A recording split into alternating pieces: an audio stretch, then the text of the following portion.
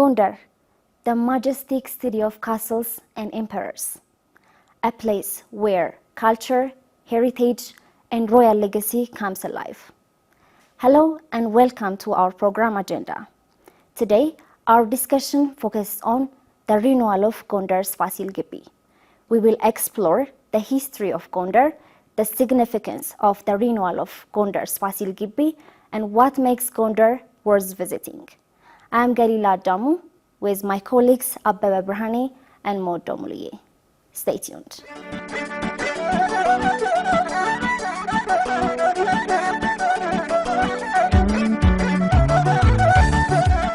Gondar, which was founded by Emperor Fasilides in the 17th century, holds a special place in Ethiopia's history, right? It was once the royal capital of Ethiopia. So before we talk about the renewal of Fasil Gibi, which is our main focusing area, can you take us back in time and share how Gondar's history began? The year from 1500 to 1630s is said to be the medieval period of Ethiopia. And this period is a dramatic and transformative period of the history of Ethiopia, which is characterized by civil war, religious conflicts, and political reorganization that directly led to the foundation of Gondar, the capital city of Ethiopia. Before Gondar was founded as the permanent capital city of Ethiopia, Ethiopia or the emperors had no central political capital because of different reasons. Several reasons can be mentioned for this. For instance, the first one can be the growing demand of resources. It is true that the emperors used to administer large number of armies or troops. Therefore, these armies or troops should be fed, right? They need excessive amount of food. Therefore, the emperors need an extensive land, which is comfortable or convenient for agricultural production. Therefore, this resource, they also need water resources to meet the interest of the armies. Firewood also, firewood resource, there should have been, right?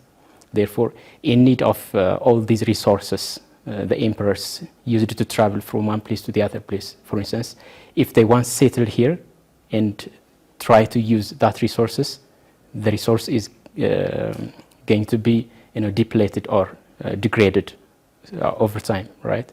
Therefore, if that area is degraded, they move to another area in search of a resource that's untapped, right? Therefore, this situation made them to move from one place to the other place in search of resources, which is important for the military or the troops. This situation made them unable just to have their own permanent capital city. The other one can be territorial and religious expansion. They had an ambition just to expand their own territory and religion, since the emperors are highly intimate with their religion. Christianity, they want just to expand their religion. They want just to expand their territory. Therefore, if they once sit here, they couldn't control the other areas and they couldn't expand their territory. For the sake of expanding their territory, they had to move from one place to the other place. That's why this is the other factor that made them not to have a permanent political capital. For instance, we can just take tributary and tax issues. The government or the emperors need tax and tributes from regional lords, because these tax and tributes are the major sources of food for the militaries. Therefore, in order just to collect these tributes and taxes, they had to go from place to place to take that tribute from regional lords. This is also the other reason not to have their own political capital. And the other, and the most important, is political instability. There was great political instability during that time that made them not to have their permanent political capital. For instance, there was a war between the Christian Highland Kingdom and the Muslim Sultanate of Adal and Ifat. The Christian Highland Kingdom settled on the highland area of Ethiopia, and the Muslim Sultanate of Adal in the lowland region of Ethiopia, especially in Somali, Harar and Bali region. Therefore, there was intensive war, recurrent war between these two forces. in order just to take dominance one over the other.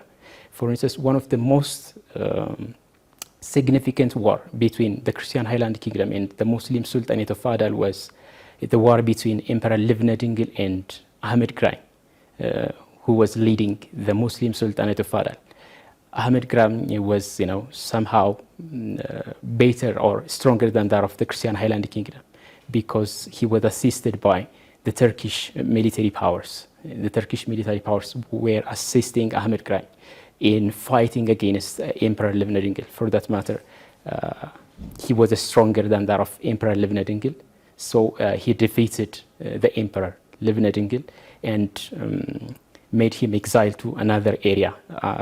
The battle that was taking place between the two forces was in Shimbrakwe in 1529. So Ahmed Grai scored a victory over Livnadingil, and he was exiled to other areas and died while he was in exile. But after the days of Emperor Livnadingil, his son Galaudius came to power and took the throne. But Galaudius was very aware of the situation, better aware of the situation than that of his father, Emperor Livnadingil. So he tried to maintain a relation with that of the Portuguese military forces, just to balance the power between the Adal and as well the Christian Highland Kingdom, because the two European powers involved in the war. On the side of Adal, there was the Turkish military power. On the side of the Christian Highland Kingdom, and the Portuguese. So Emperor Galaudius created a successful relation with that of the Portuguese power, and he was assisted by them. Therefore, collaborating with the Portuguese power, Emperor Galaudius defeated Ahmed Grai in 1543 at the Battle of Waynadaga. The days of Ahmed Grai marked the collapse or the downfall of the Sultanate of Adal. This was the very important transitional period. 20 years after the downfall of the Sultanate of Adal, or the days of Ahmed Grai, one of the strongest Gondarian ruler, whose name was, As Adingil, came to power and took the throne. As Adingil tried to maintain his own political capital and tried to establish a palace that's called Guzara, which is found near Infras.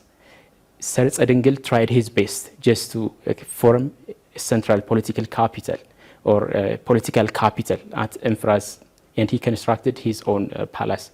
This palace is the prototype of the present-day Fasil Castle. There is a similarity between the Guzara Palace and the Gondar Fasil Castle. Actually, the Guzara Palace is believed to be constructed by the Portuguese architects. So it was a prototype, but Emperor Adingil was unable just to maintain fixed political capital. Then another king, Jacob, came to power. Jacob tried his best just to form also central political capital. He was unable, he failed to do so. And another ruler, as Adingil, came to power. He also failed to do that. And Jacob also came to power for the second time even. He tried his best, but he couldn't. But the most important or influential king of Gondarian period, later Emperor Suetonius, came to power and took the throne. Emperor Suetonius declared Catholicism as the state religion of the country, as the national religion of the country, but he was, defended by the population, the Christian population, the clergies, and even some of the nobilities. He faced challenges from them because of Catholicism, and he killed thousands of Christians because of not accepting Catholicism. And Emperor Suetonius also tried to construct his own palace and make political capital, that is at Denkas, which is around Gorgora in the shore of Lake Tana. This is also the building or the architecture also similar with that of the Fasil Castle, but Suetonius was unable just to maintain forming a political capital, fixed political capital for a long period of time. He couldn't, because he faced resistance from different parts of the Christians and the nobilities and the clergies. For that reason, he failed to do that. But later on, he abdicated his power to his son, Emperor Fasilides. Emperor Fasilides took the throne and changed every situation that led to the foundation of Gondar. When Emperor Fasilides came to power, he restored Christianity, Orthodox Christianity, and he closed his door for foreigners. That's the main closed door policy. He declared a closed door policy that resulted in the expulsion of Portuguese and other foreigners from Gondar. So Emperor Fasilides tried to maintain Gondar and make it as the first capital city of Ethiopia. So why Emperor Fasilides chose Gondar to make it its capital city of Ethiopia? The first one is geographical advantage can be taken as the first opportunity for Gondar to be selected as the permanent political capital. It is true that Gondar is a place which is surrounded or encircled by hills and mountains, which is important just to defend their enemies easily. The mountains can be served as a fortification to protect themselves from their enemies. This is the first advantage for Gondar to be selected. The other one can be weather condition. Favorable weather condition is available in Gondar. Compared to other parts of northern Ethiopia, Gondar is relatively cold. It has cold weather. Earlier, the kings used to suffer a lot by recurrent malaria epidemic because of the hot weather of the area. But Gondar was not prone for malaria disease. So that makes Gondar to be selected for being a political capital, Ethiopia. The other one can be its nearness to the trade route of the northern parts of Ethiopia. Gondar is relatively near to the trade route of the northern parts of Ethiopia. All these factors contributed a lot for the selection of Gondar to be a permanent capital of Ethiopia. So the history before Gondar passed through lots of ups and downs. There, Emperor Fasilides brought Gondar to be the first permanent capital of Ethiopia in such a way.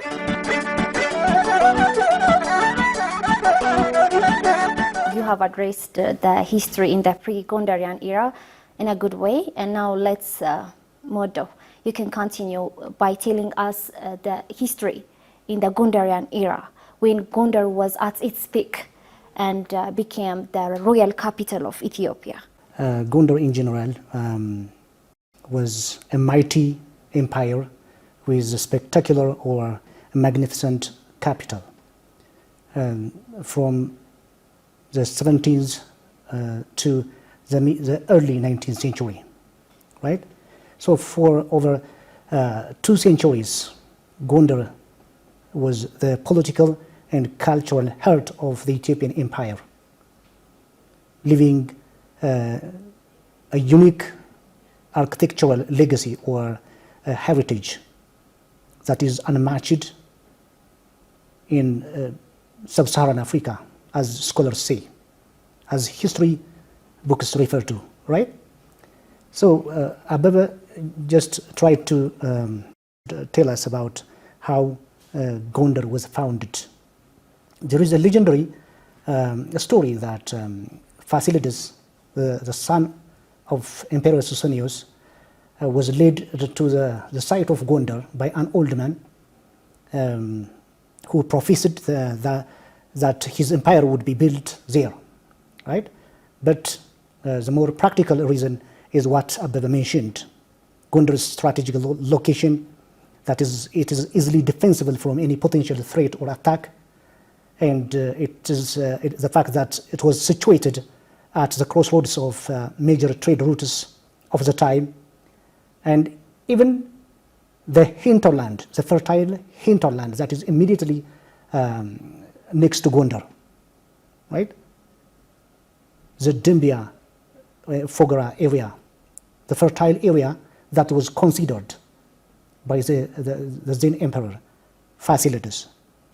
So the fertile area, as Abebe mentioned, the climatic condition, they were considered to build Gondar, the empire there. Yes? So it was Gondar was founded in 1636 as Gregorian calendar, and it is foundation or its establishment is directly accredited to Emperor Fasilides, who was one of the longest serving emperors of the Gondarian era, who ruled the empire for about 35 years, right? So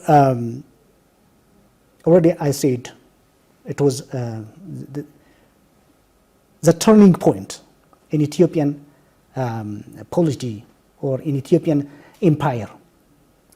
Before the coming to power of Fasilides, as above already mentioned, there was no fixed capital and there was no centralized government in Ethiopia, in Ethiopia's empire.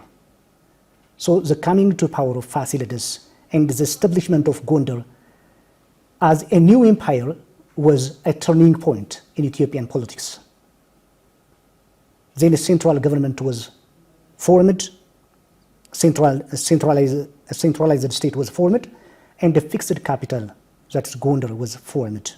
Different emperors before the coming to power of Fasilides, different emperors, including his father, Emperor Susannius, tried to establish their own centralized state with a fixed capital, but they tried and failed. Their attempt didn't last for so long, right? So the one who was successful in establishing a centralized state with a fixed capital was, the first one was Fasilides in the Ethiopian history.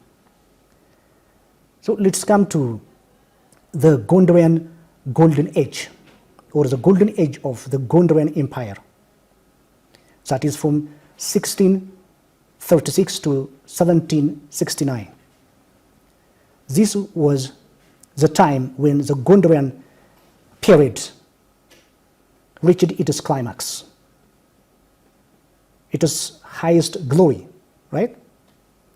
During this time, Gondar became a vibrant cosmopolitan center, home to Armenians, the Greeks, Egyptians, the Jesuits, and even traders from across the Red Sea and the Nile Valley. So Gondar became an active center of trade for people from across the world during that time. Yeah? That is why it is called the Golden Age of the Gondarian era, or the Gondarian Empire. Things gradually turned uncomfortable for the then Emperor Fasilides. That's why he implemented the closed-door policy.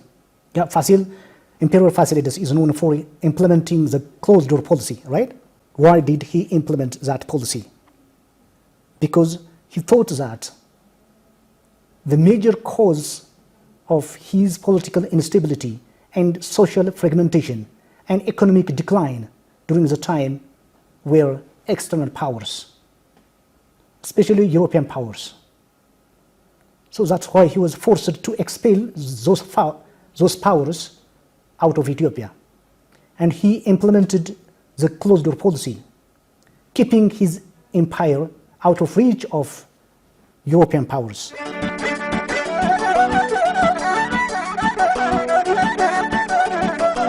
Gondar is known as the Camelot of Africa. There is a relationship between Camelot and Gondar. Camelot is simply an imaginary or a mythical state, a perfect kingdom with perfect society and perfect kings, whose line is from King Arthur. You know, this is Gondar. The difference is Gondar is real and Camelot is imaginary or mythical, right? So the kingdom of Camelot was formed by perfect people, perfect society, perfect kings, based on justice and equity and virtue and chivalry. And there is a real similarity between the story of Gondar and the story of Camelot. and as well their fate. The mythical camelot, or the fate of the mythical or the imaginary camelot, is a deadly collapse. Through time, that perfect kingdom of Camelot faced a deadly collapse because of human errors, because of war, because of conflict, because of their love stories, because of hatred and jealousy. That mighty state collapsed. And the same is true for the real Gondarian era. That is why historians or scholars try to associate the story of, or the history of Gondar to the story of Camelot of the European culture.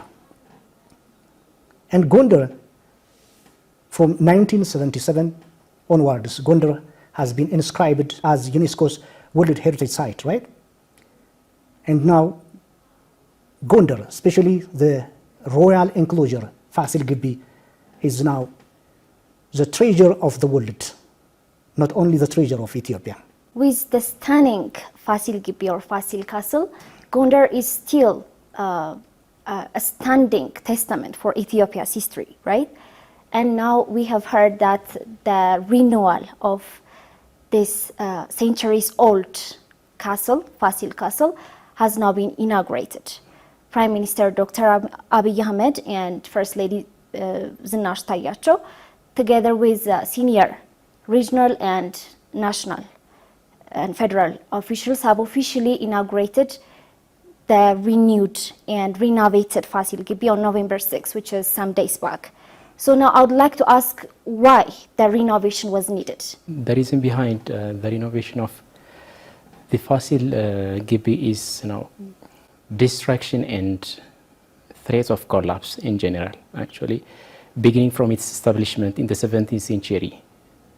Up to nowadays, Gondar stood for more than 400 years, passing through many ups and downs, different wars, recurrent wars. All these things affected the castle of Gondar. For instance, we can just mention the invasion of Mahadist Sudan, the Mahadist, the Islamic State of Sudan, continued its expedition to that of the northern part of Ethiopia during the period of Emperor Johannes IV in 1888. The Mahadist Sudan fought with Emperor Johannes, aiming at expanding their religion, that's Islamic religion.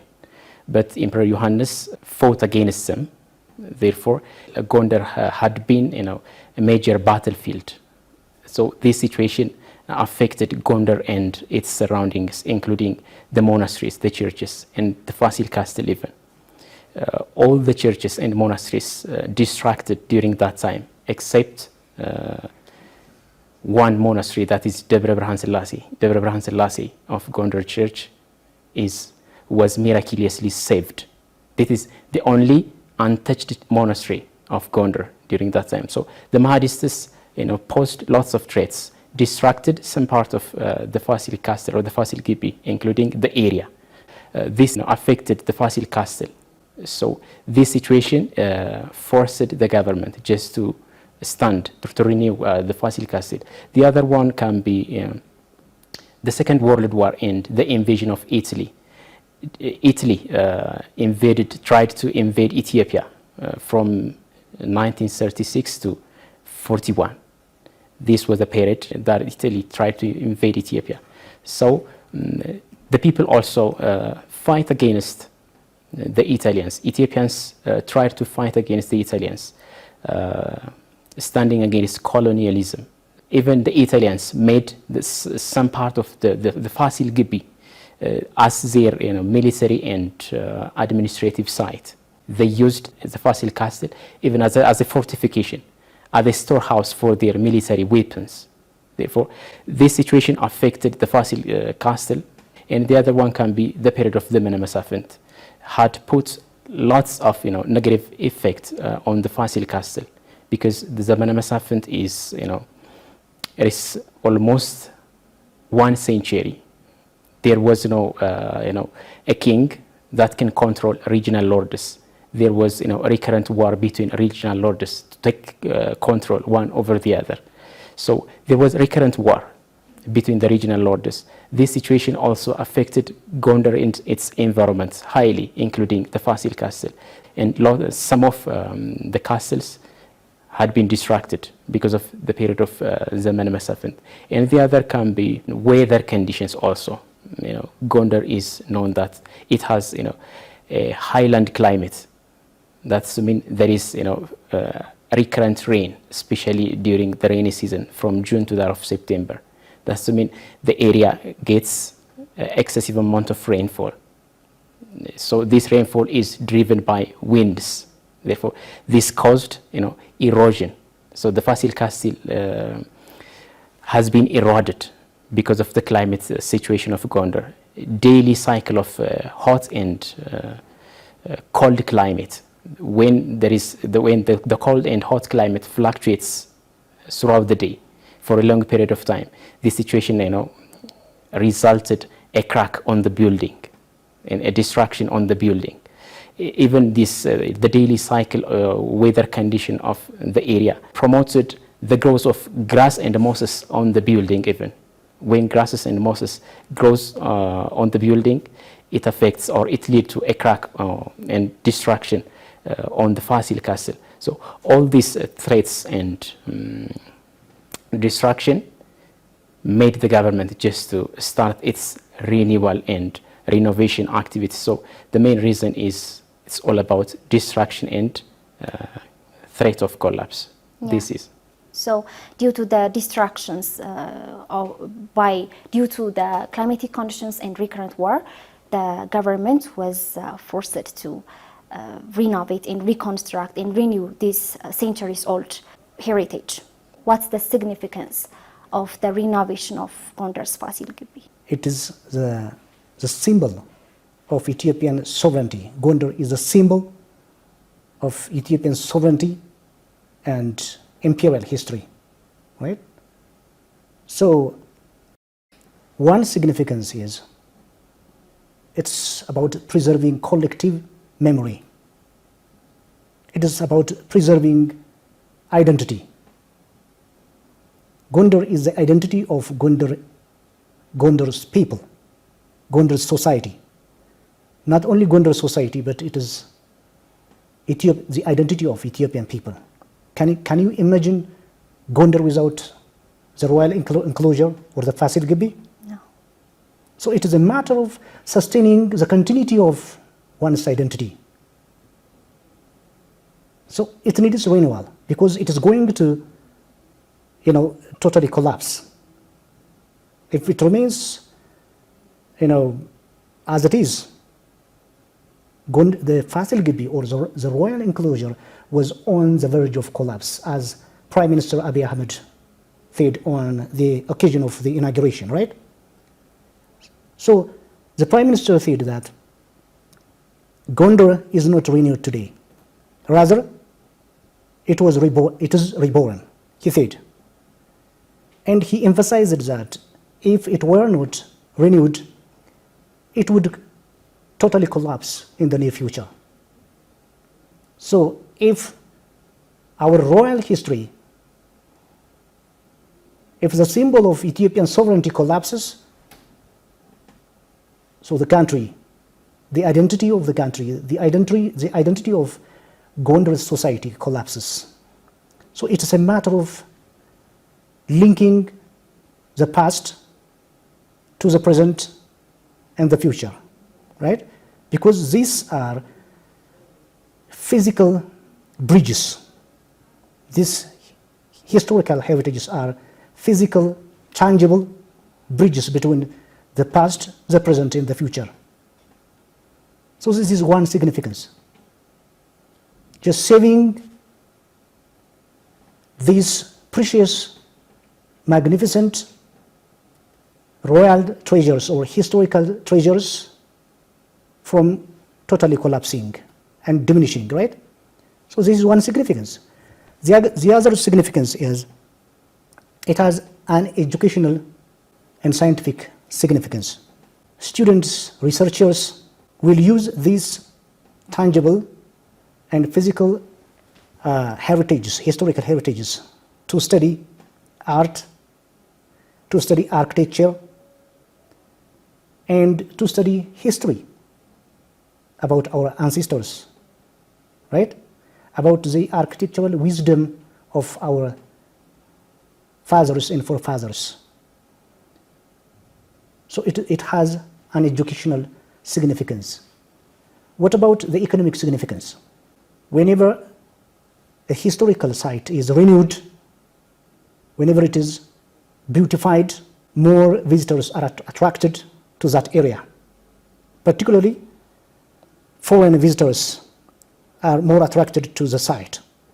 In that case, who is benefited? The local people, local hotels, restaurants, transport service providers, tour guiders. They benefit from all this. So it has a great economic significance. So it's not simply about making it new and keep it closed. One significance is the social significance. Now, the local people is enjoying visiting the royal enclosure or Fasil Gibi, seeing it beautified, more beautified than it was, right? And also they will have what? Their weddings, their birthdays, they will celebrate and other social events inside this beautiful place. So this is another significance of renewing a historical place. And also there is another significance. Of course, it is not publicly announced, but what do other countries do after renewing their historical sites? They have renovated, they have renewed a historical site or a historical palace or castle, and they have turned it into another service center. For example, a castle into a museum. So historical sites, after renewed, they can be turned for a different purpose. They can be adapted and they can be reused for different purposes, different services. So this is one of the significance of renewing historical sites. I can say some of the benefits. The renewed Fasil Gibi or Fasil Castle looks very mesmerizing, right? It looks very, very beautiful. And every corner and every stone tells a story. It reflects the skill of our ancestors, right? It reflects the skill of our forefathers. And it has to be beautifully preserved for the future generation. I think that's also one of the significance of the renovation of the Gondar's Fasil Gibi. And Gondar has something for everyone, right? It has culture, it has religion, it has history, it also has natural beauty. So now let's discuss about what makes the city of Gondar worth visiting. Beginning from the coming of Emperor Fasilides to power, Gondar has been center of religion, arts and culture. It has been a center of Christianity. So this religion has something to do with the tourism activity of the Gondar. For instance, you can just see lots of century-old monasteries and churches in terms of religion. If you just see the way they are constructed, even the churches and the monasteries, these churches and monasteries have been constructed in a way they have their own theological concept. You can just see the monastery of Debre Birhan Selassie. It has been constructed having a ship-like structure, a ship-like structure. It has something to do with the ship of Saint Noah, whose story was inscribed in the Genesis part of the Holy Bible, the ship of Noah. That church has been constructed thinking the ship of Saint Noah. It has its own theological meaning. Not only this, even if you just see the murals and scripts found in the church, when you just visit the church of Debre Birhan Selassie, you can find even the map of Ethiopia. Surprisingly, just imagine Debre Birhan Selassie has been constructed, and its murals and scriptures have been drawn and written in the 17th century. Even before the official recognition of the map and flag of Ethiopia, it has been drawn in the 17th century. There is a 200 years difference between the 17th and the 19th century. The map of Ethiopia is officially declared in the late 19th century, during the period of, especially the period of Emperor Menelik. There is 200 years gap. So it's a prophetic-like art, you know. Even the color that the map of Ethiopia has been painted, it's green, yellow, and red. It's mesmerizing, you know. You can just take even Epiphany in terms of religion. Gondar is a place where Epiphany is gloriously celebrated. You cannot find any Epiphany celebration wherever you go as gloriously celebrated as Gondar. It's center of, you know, religion. So you can just see the culture, even culture of tolerance and unity. You can just take. Actually, Gondar is a predominantly Christian city, but other religions were allowed just to live, to exercise their own religion, and to live peacefully together with the Christianity. For instance, there are areas which are, you know, demarcated for other religions, even Muslims. There is a place called Addis Alam, which is particularly given to Muslims or Islamic religion. They can just live peacefully. There is also another, you know, place which is called Walaka, that's given to Jews. The Jewish people used to live there. There is religious tolerance, culture of tolerance, culture of diversity, and the like things. You can just take a culture of food, even in terms of food. Gondar is one of the beginners of Ethiopia's staple foods, what we call locally dorowat. Even a honey wine that we call taj and talla. Gondar is one of the beginners of these staple foods, traditional foods of Ethiopia. These foods are highly served during the imperial period. Not only the imperial period, it continues till this time. So culturally, it's, you know, a diverse culture. It's very magnificent, that can be visited. In terms of, you know, even the music and the art, Gondar is known for its traditional music. The traditional music of Ethiopia is believed to be originated in around Gondar. You can just see, you know, an area called Burbox. It is a famous area which is well known for its traditional musics, which is accompanied by Masenko. If you just see Masenko music, it's originated around Gondar, especially. Lots of, you know, musicians, Ethiopian well-known singers, were produced in this area. You can just mention Shambal Balayan, you can just mention even Yirga Dubala, the Sri Dubalas, Brutukan and Yeshimabit. All these singers were produced in this area. It's an area which is rich in music, rich in culture. Even the dressing style, dressing culture of Ethiopians, what we call now the traditional culture of Ethiopia, Habesha Kamis, and the attires, what we call Netala. All these things are highly related or predominantly related with that of the people of Gondar. It's rich in Gondar. All these things can be visited, you know. It's so, these all things in terms of religion, art and culture, all these things makes Gondar to be worth visiting, I think so. What about in terms of natural and historical aspects, Modo? Historically, Gondar is said to be the only place in Ethiopia with a medieval style of architecture. So visitors can enjoy watching this medieval era style of architecture if they go to Gondar.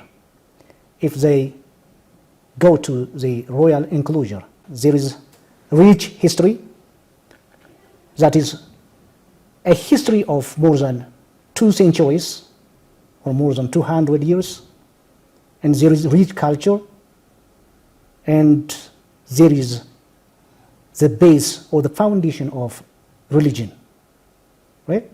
Christianity, today's most dominant religion in Ethiopia, flourished for the first time in Gondar. it became a state religion for the first time in Gondar during the reign of the founder of Gondar, Emperor Fasilides. So any international visitor can enjoy having this historical richness, religious richness, cultural richness.